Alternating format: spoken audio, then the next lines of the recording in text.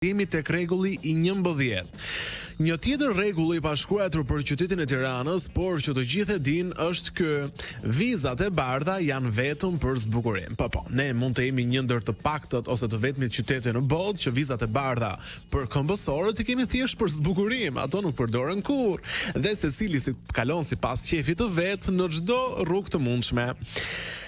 Ulja në kafe është një rit i shenjtë, një rit i shenjtë shpirtëror që të çon në një paqje të brendshme, megjithëse ti mund të largohesh duke marrë halle të gjithë shoqërisë, por ne e konsiderojmë pirjen e kafes si një rit të shenjtë dhe jo thjesht si një proces që do trupi mund ta marrësh për 5 minuta dhe mund të vazhdosh jetën. Rregulli numër 13, ndjes. Shoqja e ngushtë nuk vlen fare para psikologes. Ne jemi një ndër të pakta qytete në botë me një rregull të pashkruar që psikologja apo psikologu ka më pak rëndësi se shoqja apo shoku i ngushtë, sepse të gjitha hallet tregojnë aty. Rregulli numër 14 i pashkruar për qytetin e Tiranës është ky: parkimi futet tek sportet ekstreme.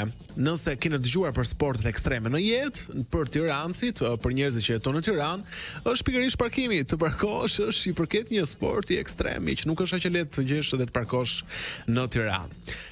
Rregulli numër 15. Sheshi Skënderbej është qendra e gjithë botës. Nuk ka rëndësi nëse funksionon GPS-i, nuk ka rëndësi ku keni për të shkuar, apo ku do takoni, apo ku do të kaloni drekën.